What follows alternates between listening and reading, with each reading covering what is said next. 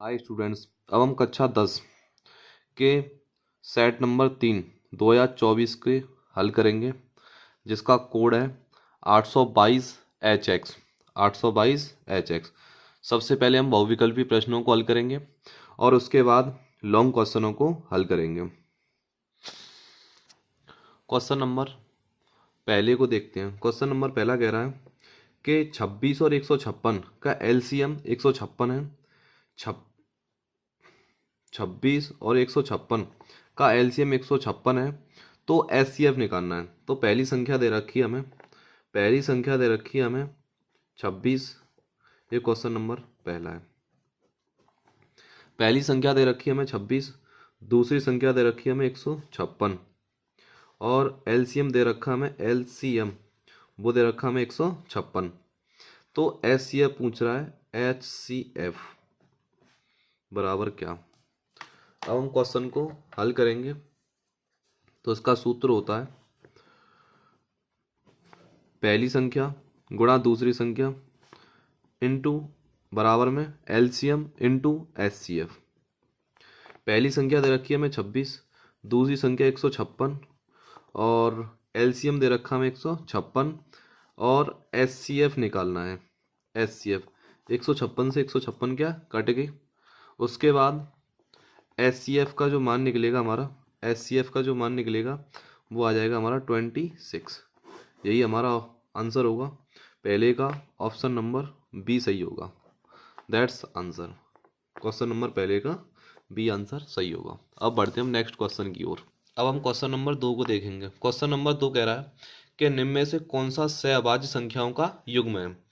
तो सहअभाज्य संख्याओं का युग्म पहचानने के लिए क्या करेंगे कि देखो, 7 से भाग करेंगे 14 में, तो 2 बार 7 का भाग इसमें करेंगे तो 5 बार इसमें दोनों का भाग जा रहा है, तो ये एक सहअभाज्य संख्या युग्म नहीं होगी। उसके बाद 18 25 का कोई कॉम्बिनेशन नहीं है। 31 या 93 होते हैं, 2 का भाग 32 में जाएगा, 2 का भाग 62 में। लेकिन 18 और 25 है, उनका कोई जोड़ा नहीं है। ये हमारा ऑप्शन नंबर बी सही होगा। ऑप्शन नंबर 2 का बी सही होगा। हम बढ़ते हैं नेक्स्ट क्वेश्चन की ओर। अब क्वेश्चन नंबर 3 कह रहा है कि बिंदुओं 5,0 5,0 और -12,0 के बीच की दूरी निकालनी है। तो बीच की दूरी के लिए क्या किया जाता है कि 12 में से 5 को घटाएंगे, -12 में से 5 को घटाएंगे, फिर उसका स्क्वायर कर देते हैं और 0 में से 0 घटाएंगे। डी बराबर 12 में से 5 जाएंगे तो 12 और -5 मिलकर -17। 12 5 17 का स्क्वायर। 0 में से 0 जाएगा तो 0 का स्क्वायर। डी बराबर -17 का वर्ग होता है 289। 289 और 0 का स्क्वायर 0, तो ये अंडर से बाहर निकलेगा तो 17। यानी कि इसका ऑप्शन नंबर बी सही होगा। तीसरे क्वेश्चन का हमारा ऑप्शन नंबर वी राइट होगा। हम बढ़ते हैं नेक्स्ट क्वेश्चन की ओर। अब हम क्वेश्चन नंबर 4 को देखें। क्वेश्चन नंबर 4 कह रहा है कि 35, क्वेश्चन नंबर 4, 35, 56 और 91 से विभाजित करने पर प्रत्येक दशा में 7 से स्पल होगा। तो छोटी छोटी संख्या ज्ञात करनी है। तो छोटी छोटी संख्या ज्ञात करने के लिए हम क्या करेंगे कि इसका एलसीएम निकालने के बाद उसमें 7 ऐड करेंगे हम। सबसे पहले हम 35 के फैक्टर करेंगे, तो इसमें पहले 5 से भाग जाएगा 7 बार, फिर 7 से इसमें 1 बार, फिर 56 का निकालेंगे तो 2 से 28 बार, 2 से भाग करेंगे तो 14 बार, 2 से करेंगे 7 बार, फिर 7 से करेंगे तो 1 बार, फिर उसके बाद 91 के फैक्टर करेंगे तो सबसे पहले इसमें 7 से जाएगा, तो 7 से 13 सत्ते 91, फिर 13 एकन 13। अब इन सभी के फैक्टर निकालने के बाद हम इनका एलसीएम निकालेंगे। एलसीएम कैसे निकालेंगे, सबसे पहले यहाँ 35 को लिखेंगे। 35 के फैक्टर आए हैं 5 गुणा 7। 56 के फैक्टर आए हैं हमारे 2 गुणा 2 गुणा 2 गुणा 7। उसके बाद 91 के फैक्टर यानी 91 के फैक्टर आए हैं 7 गुणा 13। अगर इस सवाल में एचसीएफ पूछ रहा होता, एचसीएफ, तो हम एचसीएफ कैसे निकालते। एचसीएफ अगर पूछ रहा होता, तो पूछ भी सकता है पेपर में, तो इन तीनों संख्या में 7 कॉमन है। 7 कॉमन है, तो इसका 7 क्या हो जाता, एचसीएफ। उसके बाद हमें सबसे पहले इसका एलसीएम निकालेंगे। एलसीएम निकालने के लिए क्या करते हैं कि जो हमारा एचसीएफ निकला उसे, और जो संख्याएं बच गई हैं इसमें 7 7 7 को छोड़कर जो भी संख्या बच गई हैं उन सभी को लिखेंगे। एक तो 5 बच गई हमारी, एक हमारी 2 गुणा 2 बच गई, 2 गुणा 2 गुणा 2। उसके बाद एक 13। अगर हम इन सब का गुणा करेंगे तो 7 पंजे 35, 2 दूनी 4, 4 दूनी 8, 8 गुणा 13। अगर इन संख्याओं को हम सबका गुणा करेंगे तो 3640 होगा। पर ये हमारी 7 से विभाज्य होने वाली बात और थी इसमें, तो इसमें 7 क्या करेंगे हम ऐड कर देंगे, तो 3640 प्लस 7, तो आंसर आ जाएगा हमारा 3647। यही हमारा क्या होगा, आंसर होगा। अब हम क्वेश्चन नंबर 4 के आंसर को देखते हैं। तो क्वेश्चन नंबर 4 का जो आंसर है वो 3647, यही हमारा क्या होगा, आंसर। तो क्वेश्चन नंबर 4 का सी। अब हम नेक्स्ट क्वेश्चन की ओर चलते हैं। क्वेश्चन नंबर 5 कह रहा है हमारा कि 8 के प्रथम गुणजों का योग, 8 के प्रथम 15 गुणजों का योग, यानी 8 का पाड़ा में 15 बार पढ़ना और उन्हें जोड़कर कितना बैठता है ये कह रहा है। तो क्वेश्चन नंबर 5 को हल करेंगे तो इसमें पहली संख्या तो हो जाएगी 8, 8 दूनी 16, 8 ती 24, डॉट डॉट डॉट 15 पदों का योगफल निकालना है, 15 पदों का। तो सबसे पहले हम इस सवाल को 8 16 24 डॉट डॉट डॉट 15 गुणजों का योगफल निकालना है। तो 15 गुणजों को निकालने के लिए क्या करेंगे, सबसे पहले हम इसमें ए बराबर लिखते हैं। तो ए बराबर 8, डी का मान निकालेंगे तो 16 में से 8 जाएंगे, 16 में से 8 तो वो बचेंगे हमारे 8। तो ये हमारा डी का मान हो गया, 16 में से 8 जाएंगे तो 8। और 15 पदों का निकालना है तो एन बराबर 15।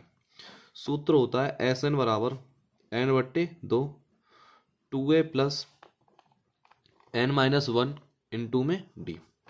एन का मान 15, 15 बट्टे 2, तो यानी एस 15। 2a, ए का मान 8 प्लस एन का मान 15 माइनस 1 इंटू में डी।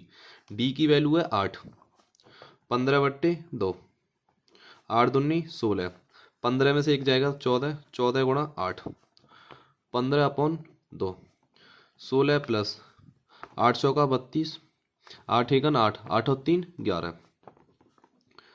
15/2, 16 में 12 112 को जोड़ेंगे, 6 और 2 8, 1 और 1 2, 128, 128 2 से काटेंगे, 128 को 2 से काटेंगे तो 15 गुणा 2 छिक्के 12 और 2 चौका 8, 2 चौका 8 तो 64 आ जाएगा। अब इन दोनों संख्या को क्या करेंगे, मल्टीप्लाई। 15 चौका 60, 15 छिक्के 90, 90 और 6 96, तो यही हमारा क्या होगा, आंसर होगा। तो 960, तो 960 15 का ए ऑप्शन हो, 5वें क्वेश्चन का आंसर होगा ए, 5वें क्वेश्चन का आंसर होगा हमारा ए। अब हम बढ़ते हैं नेक्स्ट क्वेश्चन की ओर। क्वेश्चन नंबर 6 को देखेंगे। क्वेश्चन नंबर 6 कह रहा है कि यदि द्विघात समीकरण x² plus 2x minus P बराबर 0 का एक मूल -2 हो तो p का मान निकालिए। तो क्वेश्चन नंबर 6 को देखेंगे हम। तो x² प्लस 2x प्लस वो माइनस के p बराबर 0 का एक मूल -2 है, यानी x का मान दे रखा है -2 और p का मान निकालना है। तो p का मान निकालने के लिए क्या करेंगे कि x की जगह पर -2 रखेंगे, -2 का स्क्वायर 2 गुणा -2 p बराबर 0, यानी x की जगह -2, x की जगह -2 p बराबर 0, -2 का वर्ग 4, 2 गुणा 2 में करेंगे तो -4, p बराबर 0, माइनस से गुणा करेंगे तो -4, p बराबर 0, 4 से 4 कट गया तो p का मान आ जाएगा 0, p का मान 0। इसलिए क्वेश्चन नंबर 6 का आंसर होगा हमारा ए, 6 का ए। क्वेश्चन नंबर 7, एक्स अक्ष पर स्थित बिंदु 5, -2 और -3, 2 से समदूरस्थ बिंदु के निर्देशांक। एक्स अक्ष से समदूरस्थ पूछ रहा है, एक्स अक्ष से समदूरस्थ। तो 5 कॉमा -2 और -3,2 से समदूरस्थ बिंदु। तो यहाँ पर जो एक्स अक्ष है, तो एक्स अक्ष के निर्देशांक होते हैं x,0। एक्स अक्ष के जो निर्देशांक होते हैं वो x,0। इससे समदूरस्थ बिंदु निकालने हमें, समदूरस्थ यानी x का मान निकालना है। तो x का मान निकालने के लिए हम क्या करेंगे, इसे बोलते हैं हम x1, इसे बोलते हैं y1, इसे x2 और इसे y2। तो बीच की दूरी के फॉर्मूला लगाएंगे समदूरस्थ की कंडीशन में। ABC, इसे AC बराबर BC होता है, AC बराबर BC, AC बराबर हमारा BC होता है। तो अंडर रूट में x में से 5 को घटाएंगे तो x -5 का होल स्क्वायर, 0 में से 2 को घटाएंगे तो 2 हो जाएंगे प्लस के। फिर उसके बाद x में से 3 को घटाएंगे तो x -3, तो 3 माइनस के तो क्या हो जाएंगे प्लस, 0 में से 2 घटाएंगे तो 0 - 2 का होल स्क्वायर। अब क्या करेंगे हम कि दोनों पक्षों का वर्ग कर दो, अंडू हट जाएगा। दोनों पक्षों का वर्ग करने पर, दोनों पक्षों का वर्ग करने पर, दोनों पक्षों का जब हम वर्ग करेंगे तो दोनों पक्षों में से अंडू हट जाएगा। तो यहाँ रह जाएगा x -5 का होल स्क्वायर, 0 में 2 ऐड करेंगे तो 2 का स्क्वायर, यहाँ पर x +3 का होल स्क्वायर, यहाँ पर 0 में से 2 जाएंगे तो -2 का स्क्वायर। अब इसे a - b का होल स्क्वायर खोलेंगे और इसे a + b का होल स्क्वायर। इसे पहली संख्या कहते हैं, इसे दूसरी संख्या। पहली संख्या का वर्ग प्लस दूसरी संख्या वर्ग, 2 लिखकर पहली संख्या गुणा दूसरी संख्या, 2 का स्क्वायर करेंगे तो 4। उसके बाद इसे खोलेंगे तो x² प्लस 3 का स्क्वायर प्लस 2 गुणा x प्लस गुणा 3 प्लस -2 का वर्ग करेंगे तो 4। 4 से 4 कट के x² से x² कट जाएगा। 5 का वर्ग 25, 2 गुणा x में करेंगे तो 2x और 2x गुणा करेंगे 5 में तो 5 दूनी 10x बराबर 3 का वर्ग 9, 2 तिया 6x। अब उसके बाद 6x को इधर लेके आएंगे तो माइनस के हो जाएगा और 25 को उधर लेके जाएंगे तो माइनस के। 10 और 6 -16x, 25 में से 9 जाएंगे 25 में से तो यहाँ पर बचेंगे -16, माइनस से माइनस कट गया, 16 से 16 कट जाएंगे तो x का जो मान निकलेगा 1। अगर बात की जाए बिंदु की तो बिंदु होंगे हमारे 1,0, 1,0। यही हमारे सवाल का आंसर होगा। देखते हैं। तो क्वेश्चन नंबर 7, क्वेश्चन नंबर 7 का ऑप्शन नंबर डी सही होगा। अब हम क्वेश्चन नंबर 8 को देखेंगे। क्वेश्चन नंबर 8 कह रहा है कि समीकरण 2x² - 5x + 4 = 0 के मूलों की प्रकृति होगी। तो इसमें हम पहले विभक्तर निकालेंगे और विभक्तर का आंसर माइनस, प्लस या 0 आता है तो उससे हम मूलों की प्रकृति को फाइंड करेंगे। तो क्वेश्चन नंबर 8, क्वेश्चन नंबर 8 में समीकरण दे रखा हमें 2x² - 5x + 4 बराबर 0। तो x² बल में जो संख्या लगी होती है वो a का मान होता है और जो खाली x के बल में संख्या होती है वो b का मान, और जो केवल संख्या होती है वो हमारा c का मान होता है। सूत्र होता है विभक्तर का d बराबर b² - 4ac। तो d बराबर b का मान -5 का स्क्वायर, 4a, a का मान 2, c का मान 4, 5 का वर्ग 25 और -5 का वर्ग भी क्या होता है 25 होता है।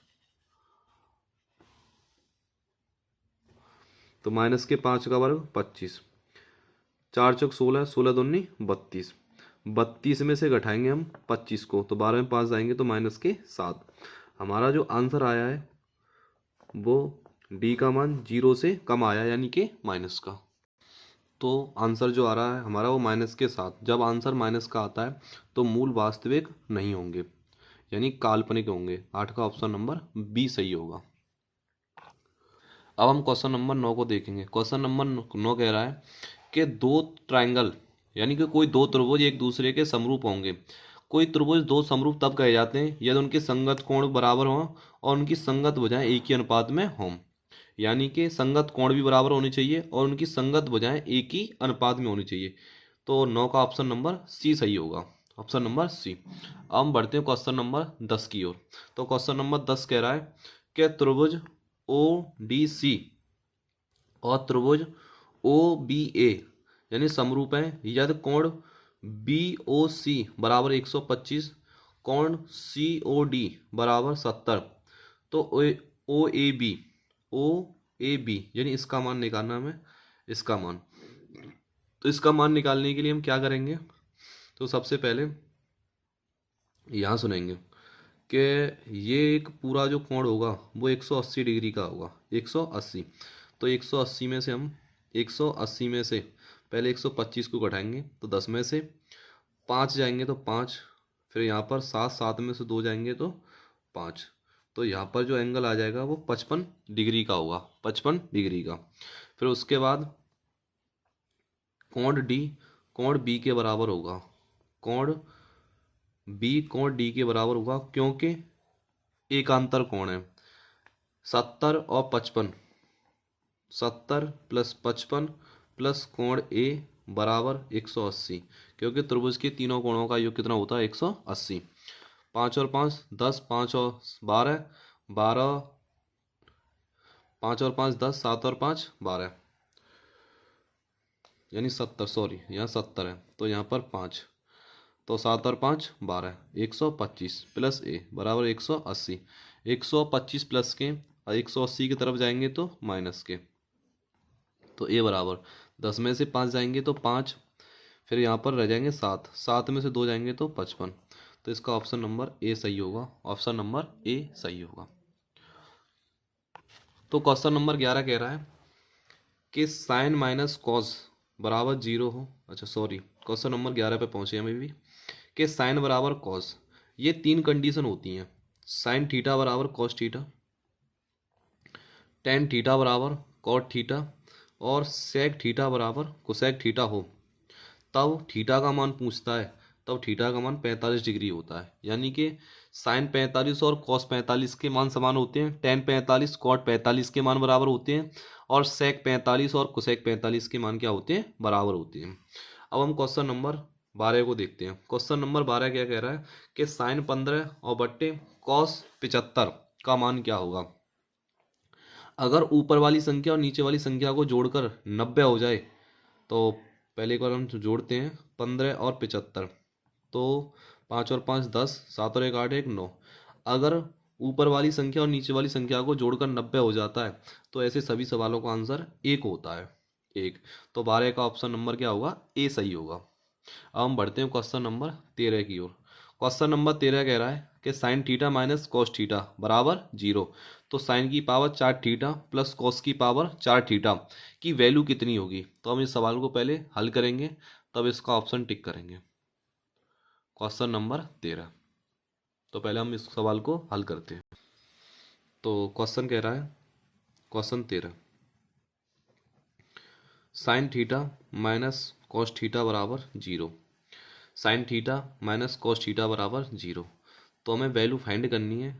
Sine 4 theta plus cos 4 theta का मान निकालना है। तो हम सवाल को हल करेंगे। तो कॉस थीटा माइनस की है, इधर जाएगा तो प्लस का, तो साइन थीटा बराबर हो जाएगा कॉस थीटा। अभी बताया था कि साइन थीटा बराबर जब कॉस थीटा होता है तब थीटा का मान 1 होता है। पर हम इसे सॉल्व करेंगे। कोई सी संख्या गुणा में एक नहीं कुछ नहीं होता तो 1 मान लेते हैं। तो sine theta upon cos theta बराबर 1। साइन बट्टे कॉस, साइन बट्टे कॉस ये होता है हमारा टेन थीटा। ये टेन 45 की वैल्यू होती है। एक जो मान होता है वो टेन 45 का, 10 से 10 हट जाएगा तो थीटा बराबर हमारा 45। अब थीटा के मान को हम इस समीकरण में रखेंगे। तो साइन की पावर 4 थीटा, थीटा का मान 45 प्लस कॉस की पावर 4, थीटा का मान 45। साइन 45 का मान होता है 1/√2, इसकी पावर लग रही है 4। कॉस 45 का मान 1/√2 की पावर 4। 1 की पावर 4 का मान होता है 1, और √2 गुणा √2 गुणा √2 गुणा √2, यानी कि 4 बार गुणा करना है, 4 पावर है। तो √2 मिलकर पूरे दो, आधे दो और आधे दो मिलकर पूरे, 2 दूनी 4, तो यहाँ हो जाएगा 1/4। ऐसे यही 1/4 हो जाएगा। 1/4 1/4 मिलकर 2/4, तो 2 से 4 कट जाते हैं, 1/2, यही हमारा क्या होगा, आंसर होगा। तो क्वेश्चन नंबर 13 का आंसर नंबर बी सही होगा। अब हम बढ़ते हैं क्वेश्चन नंबर 14 की ओर। क्वेश्चन नंबर 14 कह रहा है कि sec a plus ten A 1 - sin a का मान होगा। ये सवाल बहुत ही इंपॉर्टेंट है। Question number 14, sec a plus ten A और 1 - sin a का मान हमें फाइंड करना है, यानी कि वैल्यू ज्ञात करनी है। तो sec का फॉर्मूला होता है हमारा 1/cos, 1/cos a। टेन का formula sin a/cos a, 1 - sin a, 1 - sin a। अब इसको हम हल करेंगे भिन्न, तो इसका एलसीएम cos a और 1 + sin a, उसके बाद 1 - sin a। एक संख्या प्लस की है, एक संख्या माइनस की है, तो प्लस की संख्या हट जाती है, माइनस वाली संख्या पर वर्ग लगा देते हैं। cos a, एक का वर्ग होता है एक sin square a upon cos a। एक में से साइन को घटाते हैं वर्ग करके, तो वह कॉस में बदल जाता है, तो cos square A upon cos A. एक कॉस से कॉस क्या कट गई, तो इसका आंसर जो आएगा कॉस ए। इसका जो आंसर होगा हमारा कॉस ए होगा, यानी कि क्वेश्चन नंबर 14 का ऑप्शन नंबर डी सही होगा। क्वेश्चन नंबर 14 का ऑप्शन नंबर डी सही होगा। अब हम क्वेश्चन नंबर 15 को देखेंगे। क्वेश्चन नंबर 15 कह रहा है कि चित्र में बिंदु ओ का बिंदुओं ए और तथा पी से देखने पर अवनमन कोण की माप होगी। तो अवनमन कोण की माप ज्ञात करने के लिए क्या करते हैं कि इन जो थीटा के जो मान दे रखे हैं कोण, इन्हें 90 में से घटाते हैं। तो सबसे पहले नीचे वाले को घटाएंगे, तो 90 में से 45 जाएंगे तो 45, फिर 90 में से 60 को घटाएंगे तो 30, तो 45, 30 आंसर होगा। पहले इसे घटाते हैं फिर इसे घटाते हैं, तो 45 यहाँ पर बचेंगे और 90 में 60 घटाएंगे तो 30, तो इसका ऑप्शन नंबर बी सही होगा। अब हम बढ़ते हैं नेक्स्ट क्वेश्चन की और क्वेश्चन नंबर 16 को देखते हैं। तो क्वेश्चन 16 कह रहा है कि किसी त्रिभुज एबीसी में कोण सी और tan a बराबर 1/√3, यानी कि किसी त्रिभुज में कोण सी समकोण है, यहाँ पर लिखा नहीं है। tan a बराबर 1/√3 और sin a cos a plus cos a sin b की वैल्यू ज्ञात करनी है। तो इस सवाल को हम हल करेंगे।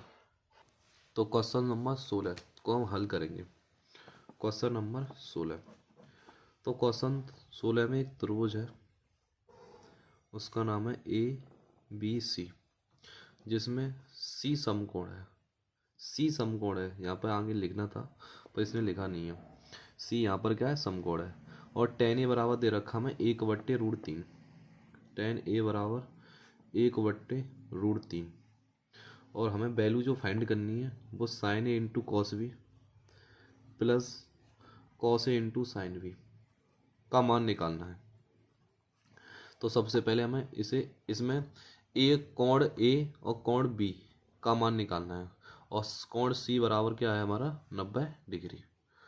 तो हम क्या करेंगे, सबसे पहले A का मान निकालेंगे। तो tan के अंदर 1/√3, tan 30 का मान होता है, tan से tan हट जाएगा तो A बराबर 30, तो A का मान आ जाएगा हमारा 30। सबने पढ़ा होगा कि किसी त्रिभुज की तीनों भुजाओं के जो कोण होते हैं, कोणों का जो योग होता है वो 180 होता है। ये 90 और ये 30, 120, तो ये होगा हमारा 60 डिग्री, यानी कोण बी का जो मान होगा वो 60 होगा। अब ए और बी के मान इस समीकरण में हम रख देंगे।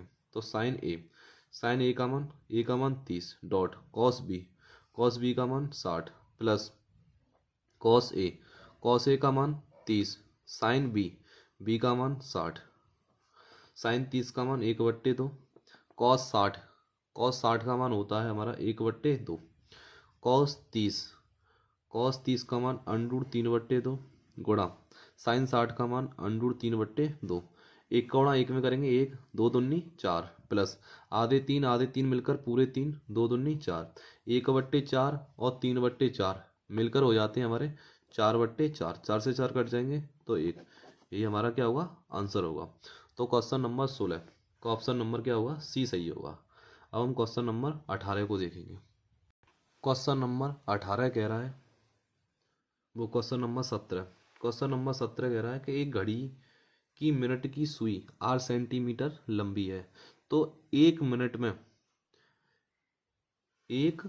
में मिनट की सुई द्वारा बनाए गए त्रिज्यखंड का क्षेत्रफल। तो त्रिज्यखंड का जो क्षेत्रफल होता है वो θ/360 इंटू में पाई आर स्क्वायर होता है। θ/360 इंटू में पाई आर स्क्वायर होता है। अब एक मिनट में घड़ी की सुई द्वारा जो कोण बनता है उसके लिए फॉर्मूला होता है, कोण निकालने का जो फॉर्मूला होता है θ = 6 इंटू टाइम होता है।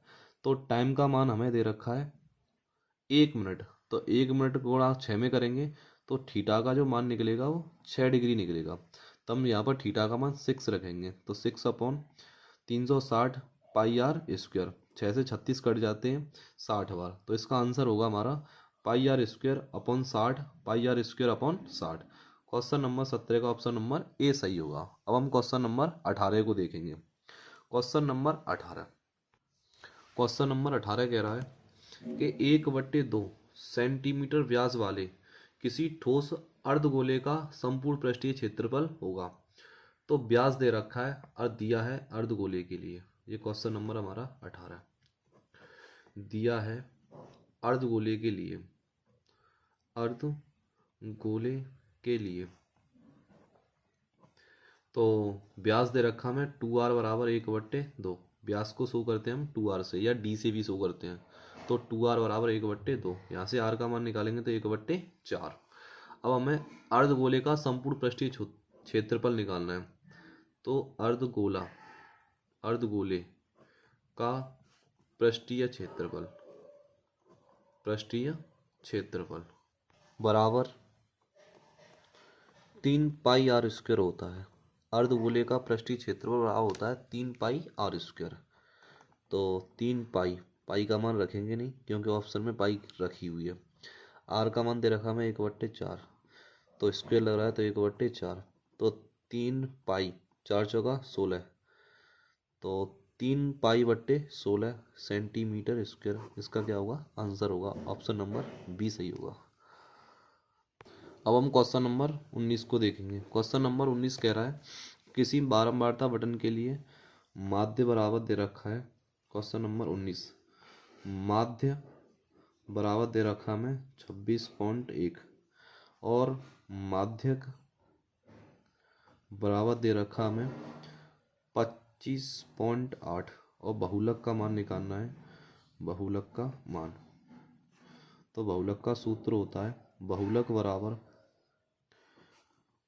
3 गुणा माध्यक माइनस 2 गुणा माध्य।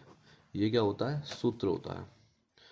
तो 3 गुणा माध्यक का फॉर्मूला 25.8, 2 गुणा माध्य का 26.1, 8 गुणा 3 में करेंगे तो 8 3 24, 3 गुणा 5 में करेंगे तो 5 3 15, 15 और 2 17, तो 5 15, 15 और 2 17, 3 दूनी 6, 6 और 1 7, माइनस 2 गुणा करेंगे 2 एकन 2, 2 छक्के 12, 2 दूनी 4, 4 और 1 5।